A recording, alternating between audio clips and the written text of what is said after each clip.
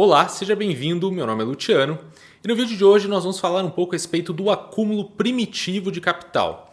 Ou seja, nós vamos falar a respeito do acúmulo da classe burguesa, do acúmulo de capital pela classe burguesa a partir do século XVI.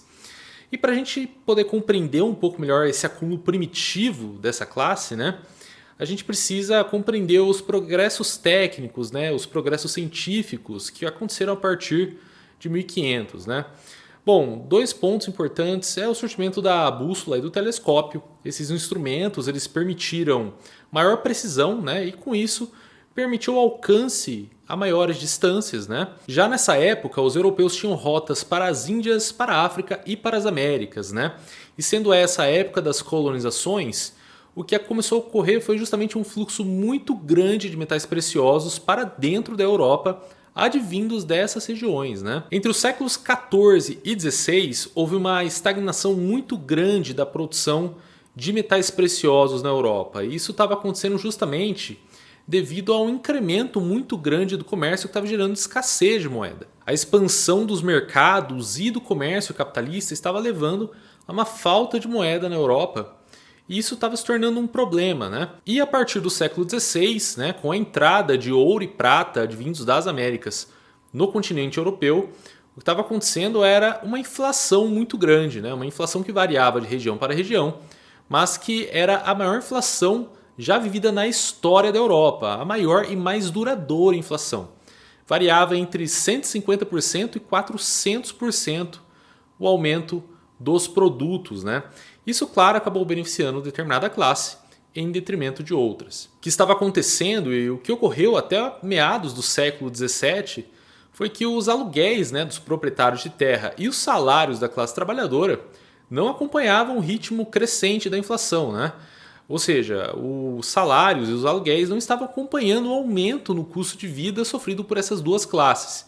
Porém, é claro que uma classe se beneficia com isso, que é justamente a classe capitalista, justamente a burguesia que acaba se beneficiando dessa inflação exponencial que ocorre na Europa nessa época. Dessa forma, a classe capitalista se beneficia do valor dos aluguéis e também dos salários da classe trabalhadora, além de, obviamente, ter um incremento no valor de seus estoques. Ela podia comprar mercadorias e, ao longo do tempo, o valor dessas mercadorias, desses insumos, dessas matérias-primas ia aumentando. E tudo isso fazia com que essa classe oferisse um lucro que acabou se tornando, obviamente, capital. Acabou se destinando ao acúmulo de capital. Existem 4 fontes principais desse acúmulo de capital. A primeira delas é o crescimento do comércio. Isso, sem sombra de dúvida, contribui muito para o aumento dos lucros e o acúmulo de capital da classe capitalista. A outra fonte é o sistema industrial de trabalho doméstico. Esse sistema industrial de trabalho doméstico ele acaba gerando uma especialização que acaba aumentando em muito a produtividade, acaba aumentando a produtividade de forma significativa. E além disso, houveram, obviamente, os movimentos dos cercamentos e também a inflação dos preços na Europa, justamente devido à entrada e à grande oferta de metais preciosos advindos de outras regiões dentro da Europa. Houveram também outras fontes, como a pilhagem colonial, a pirataria e também o comércio de escravos, mas essas são de menor relevância, mas ainda assim contribuíram para o acúmulo de capital. Nos séculos XVI e XVII, além do que foi dito a respeito do sistema de trabalho doméstico, que acabou gerando uma especialização e um consequente aumento da produção, um aumento de produtividade, nós também tivemos a construção naval e de navegação, que acabou permitindo, obviamente, avanços tecnológicos que levaram à queda do valor dos fretes, do transporte. E isso, obviamente, também contribui com a produção e com o comércio capitalista.